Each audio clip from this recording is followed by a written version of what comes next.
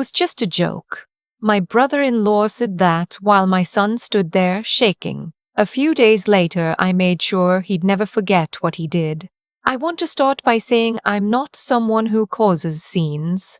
I spent most of my adult life being the one who smooths things over, who says it's fine when it isn't, who laughs at jokes that aren't funny because keeping the peace felt more important than being honest. My mum raised me that way. My husband's family trained me the rest of the way. So when everything fell apart at that Easter dinner, it wasn't because I snapped. It was because I finally stopped pretending. My son Owen is 8 years old. He has my husband's dark eyes and my stubborn streak, and he is, without question, the most important person in my life. He's the kind of kid who still wants to hold my hand in the parking lot, even though he told me last month that he's basically in middle school already. He collects baseball cards and takes the sorting very seriously. He cried for 2 days when our neighbor's cat died, even though that cat had bitten him twice. He is a gentle, sensitive kid, and my brother-in-law has always thought that was funny. My husband Elliot and I have been married for 6 years. His family is a lot. His parents, Frank and Beverly, live about 40 minutes from us in the same suburb outside Columbus they've lived in for 30 years. Elliot's older brother, Cade, lives about 15 minutes from them with his wife Renee and their 2 boys who are 10 and 12. Cade is the kind of guy who calls everything a joke, spills a drink on you, joke, says something cruel about your parenting, joke, makes your kid feel stupid in front of the whole family, joke. Renee is worse, honestly, because she just laughs. The trouble between Cade and Owen started small, a nickname Cade gave him at Thanksgiving 2 years ago, soft-boiled, because Owen cried when Cade's older boy tackled him during a game of touch football in the backyard. Owen was 6. Cade thought it was hilarious. Elliot told him to knock it off, but not with any real force behind it, and Cade kept using it. Not every time, just enough.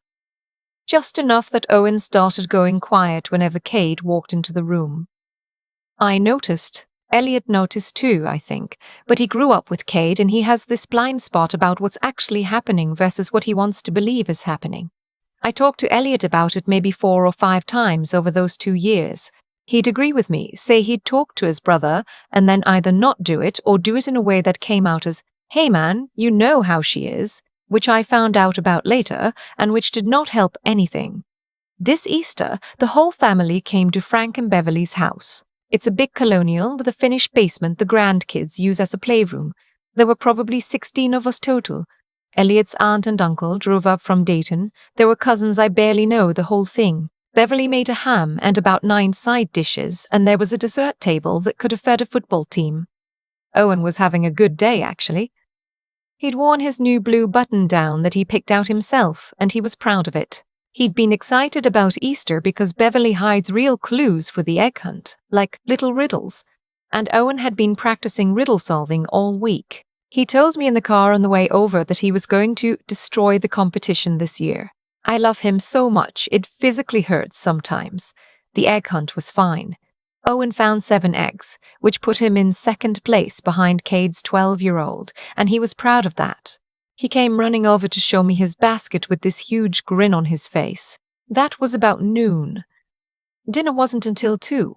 In that gap, the adults were mostly standing around in the kitchen and dining room drinking wine or coffee, and the kids were in the basement. I went down to check on them around 1:15. Owen was showing Cade's younger boy his baseball card binder.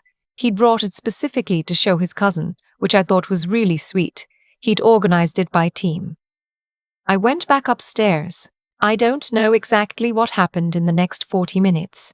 What I was told afterward, pieced together from Owen and from what I saw with my own eyes, is this. Cade went downstairs at some point.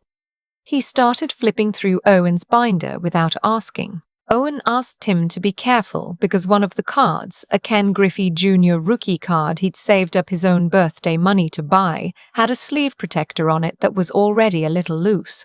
Cade either didn't hear him or didn't care. He pulled the card out of the sleeve to look at it. Owen asked him to please put it back.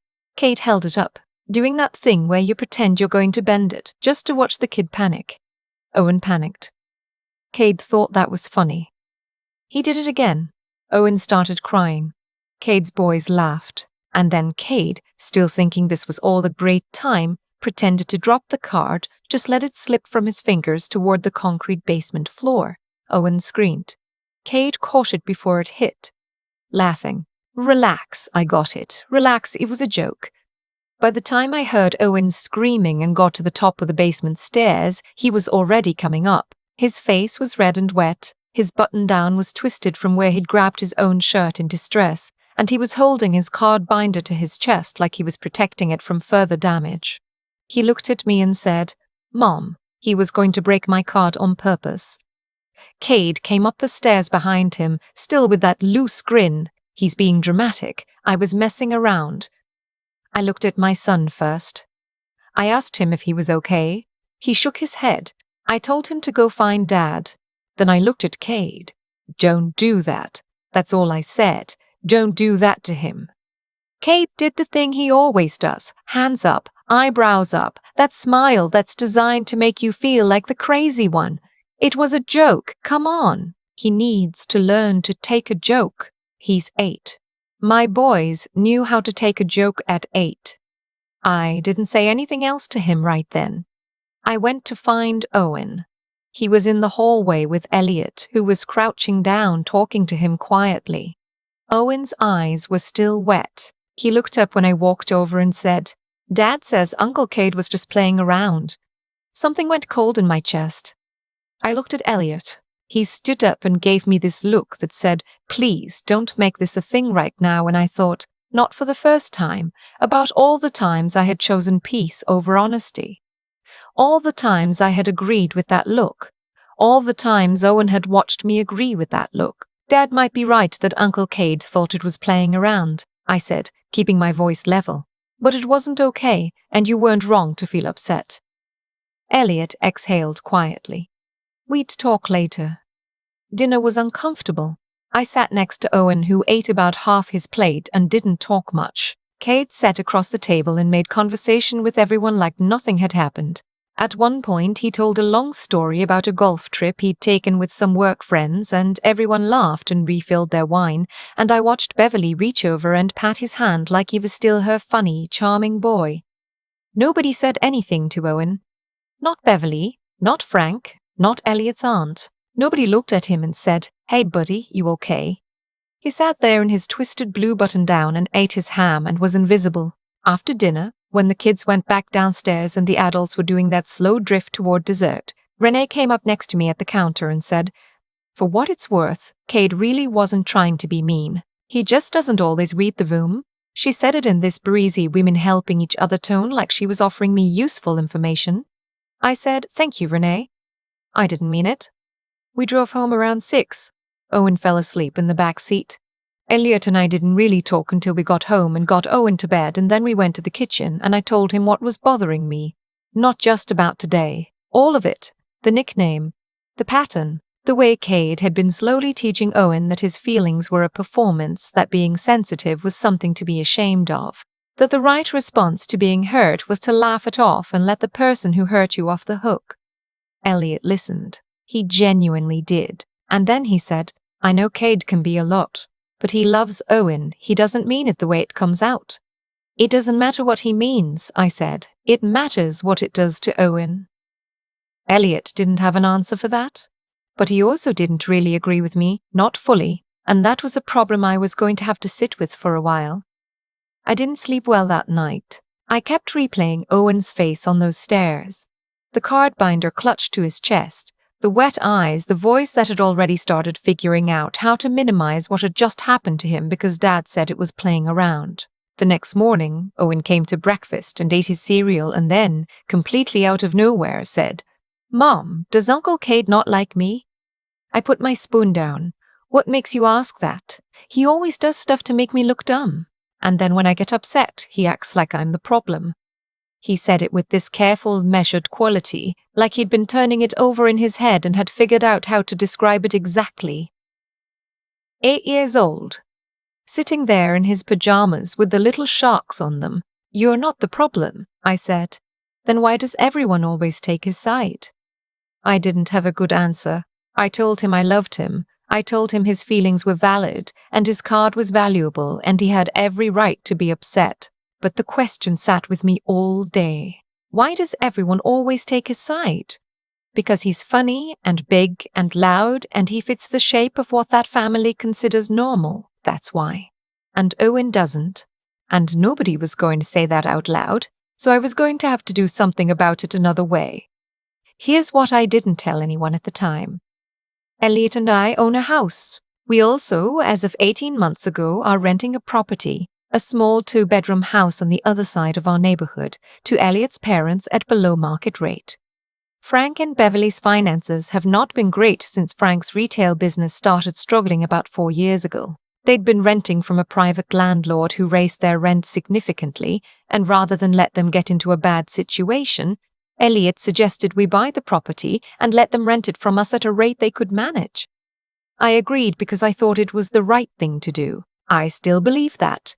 But it means that Frank and Beverly's housing situation is, in a quiet way, connected to us. I also happen to know, because Elliot told me, and because we share finances, that Cade borrowed money from Frank last year. A significant amount. Frank and Beverly told Elliot about it in confidence, and Elliot told me. $11,000 for what Cade described as a cash flow issue at his company. He'd been vague about the details and had not established any repayment timeline. Frank and Beverly hadn't pushed because, as Beverly once told me, you don't do that with family. You don't do that with family. I sat on all of this. For 4 days I sat on it. On Thursday I called Beverly. I told her I wanted to talk about Easter, specifically about what happened with Owen and Kate. I kept my voice calm. I told her what Owen had said to me the morning after. The question about whether Cade didn't like him, the observation that he always comes out looking like the problem. I told her that this had been a pattern for 2 years, not an isolated incident, and that I was not willing to keep bringing Owen to family gatherings where he could expect to be embarrassed by his uncle and then have it dismissed as a joke. Beverly said she understood. She said she'd talked to Cade. She said Owen was sensitive and Cade didn't always know how to interact with sensitive kids. I said, Beverly, he's sensitive is not a reason. An adult shouldn't need a child to be thick-skinned in order to treat them with basic decency. Silence. I'm just saying, she said carefully, that maybe there's a middle ground here. What's the middle ground between mocking your nephew and not mocking your nephew? More silence. I told her I would love to continue bringing Owen to family events. I told her the condition was simple. Cade needed to apologize to Owen directly, not through Elliot, not in a group, just a real acknowledgement that what he did wasn't okay. And I needed Beverly and Frank to back that up to make it clear to Cade that this wasn't something that would just blow over. Beverly said she'd see what she could do. That evening, I got a text from Renee. It said, Beverly told us about your call. I think you're blowing this way out of proportion. Cade feels terrible that you're upset, but asking him to formally apologize to an 8-year-old for playing around is a bit much. We hope we can all move past this. I showed Elliot the text. He read it twice. Then he put his phone face down on the counter and was quiet for a moment. I'll call Cade, he said. What are you going to say? I'm going to tell him to apologize to Owen. And if he doesn't? Elliot picked his phone back up. He will. He didn't. Cade's response to Elliot, from what Elliot told me, was essentially that he wasn't going to apologize for a joke that everyone was blowing out of proportion, that Owen needed to learn resilience, and that if I had a problem I should work on managing my own reactions. He also said, and this is the part that Elliot repeated slowly, like he was still processing it, that maybe the problem was that Owen didn't have any men in his life modeling what it meant to take things in stride. That was about Owen's father. Elliot's own brother said that about him. Elliot came into the kitchen where I was finishing the dishes and told me what Cade had said. He looked like he'd been punched. I dried my hands off and I hugged him and I said, Okay, now I'm going to handle it. He asked what that meant. I told him I'd fill him in when I had a clearer picture, but that I needed him to trust me and to not call Cade or his parents again until I said so. He agreed. I think he was tired. Here's what I did. First, I called Beverly back and told her that Elliot and I had decided we would not be attending any family gatherings this summer unless Owen received a genuine apology from Cade. Not a text, not a second-hand message, a real conversation. I said I was sorry this was uncomfortable, but that I wasn't going to negotiate on it. Beverly said, "You're breaking up this family over a joke." I said, "Cade broke something when he treated my son that way. I'm just the one saying it out loud." Then I said the part I had been quietly preparing for. I told Beverly that Elliot and I had been talking about our finances and looking at our rental property situation, and that we wanted to revisit the rental terms given our own costs going up. I said nothing threatening. I simply said we'd be in touch in the next few weeks to discuss a lease adjustment and that we hoped to work something out that made sense for everyone. The silence on the other end of the phone was different this time, less breezy. I also reached out, through a mutual connection, to someone who worked at the same company as Cade, not to say anything, just to understand the situation better. What I found out was that Cade's cash flow issue was not a temporary thing. His company had lost 2 major accounts, and he was essentially running on borrowed time financially. The $11,000 from Frank was not the only money he borrowed informally. He owed money to 2 other people. I didn't use any of that. I didn't have to. What I had was enough. 3 days after my call with Beverly, I got a call from Frank. He was measured, polite, not angry. He said that he and Beverly had talked to Cade again and that Cade was willing to speak with Owen. He said he hoped we could put this behind us. I said I hoped so too. The following Saturday, Cade called our house. Elliot answered and then handed the phone to me. Cade asked if Owen was there. I said yes. He asked if he could speak to him. I brought Owen to the phone. I stayed in the room. I did not hover. I went to the other side of the kitchen and pretended to reorganize the snack cabinet. Cade's voice was audible, but I couldn't make out words. Owen listened. Then Owen said, "Okay." Then he said, "Yeah." Then he said, "Yeah." Then he said, "Thanks." Then he handed the phone back to me. I took it. Cade said, "I told him I was sorry for scaring him with the card and that I'd be more careful. I hope that works." It wasn't the most eloquent apology ever delivered. But it was real, or real enough. I could hear it in the way he said it, something slightly deflated, something that understood the ground had shifted. "Thank you," I said. "I appreciate you doing that." When I got off the phone, Owen was already back in the living room looking at his baseball cards. I asked him how he felt. He shrugged in that very 8-year-old way. "Fine," he said, "sorry." Then he held up a card. "Mom, did you know that this guy's rookie card is worth like $40? I laughed. It was the first real laugh I'd had in about 10 days. I did eventually talk to Beverly about the lease. Elliot and I raised it by $200 a month, which brought it to just slightly under market rate. Still a good deal for them, but a meaningful adjustment. Beverly accepted without much pushback. I think she understood that the conversation had layers. The $11,000 Frank lent Cade came up between Elliot and his father a few weeks later. That's their business, not mine. But I know Elliot made clear to Frank that informal family loans need structure, a timeline, terms, something in writing. Frank seemed to finally be ready to hear that. We went to Frank and Beverly's for the 4th of July. It was fine. Cade was there. He was normal with Owen, not overly warm, not trying too hard, just normal. At one point he asked Owen which baseball team he followed, and Owen told him, and Cade said, "Good choice." And that was it. 30 seconds. Nobody made a big deal of it. But Owen smiled. A real one. On the drive home, Owen fell asleep again, same as Easter. Elliot reached over and held my hand on the center console. After a few minutes he said, "You handled that really well." I said, "I just said what needed to be said." Still, he squeezed my hand. "I should have said it sooner. I didn't argue with him. He's right that he should have. But I also know that he'll say it sooner next time, and that's what actually matters. Here's the thing nobody tells you about standing up for your kid in situations like this. It doesn't feel triumphant. It doesn't feel like a movie moment. It feels like you're carrying something heavy up a long set of stairs, and you're tired, and you're not even sure the stairs end anywhere. You do it because the alternative is raising a child who learns to make himself small so that other people stay comfortable. And I am not willing to do that. I would rather be the one who causes a scene, who makes Thanksgiving awkward, who texts back with no exclamation point.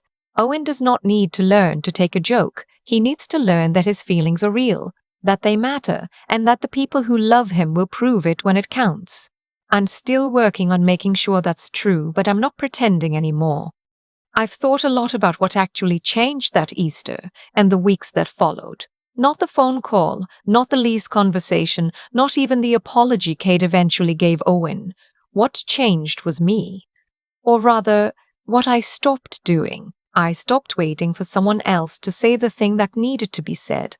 There's a version of this story where I keep the peace, where I pull Owen aside and say Uncle Kate is just that way and teach him quietly to absorb it, where I decide the family harmony is worth more than my son's sense of himself.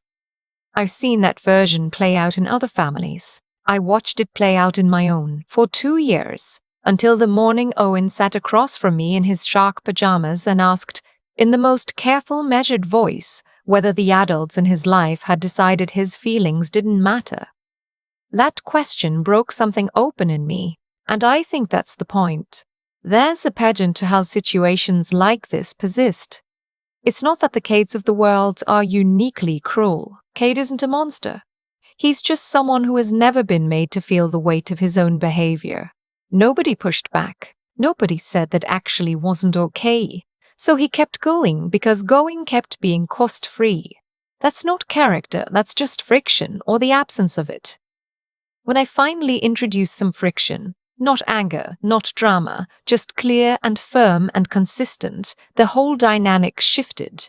Because it had to. What I did wasn't complicated. I said what I saw. I said it calmly. I said it more than once, and I said it to people who had the ability to actually change something. I didn't perform outrage. I didn't blow up the family. I just stopped agreeing that everything was fine when it wasn't. That's it. That was the whole strategy. The harder thing was watching Elliot work through his part in it. He's a good man, and I think some of what came out of this was more painful for him than anything Kate said to me, because he had to reckon with 2 years of choosing ease over honesty with his own son. He's doing that reckoning. I'm watching him do it, and I'm proud of him for not flinching from it. Owen, for his part, has already moved on in the way that kids do, which is both a relief and a quiet reminder of how resilient he actually is. He doesn't need to be toughened up. He needed one adult in that room to decide his feelings were worth protecting. Once that happened, he was fine. I think about what I want him to carry from all this when he's old enough to understand it. Not that his mother made a phone call and raised a rent, but that when something is wrong, you name it. You don't name it loudly. You don't name it to impress anyone. You don't name it to win. You name it because silence has a cost, and that cost usually gets paid by the person least able to afford it. He deserves to grow up knowing that, and I'm going to make sure he does.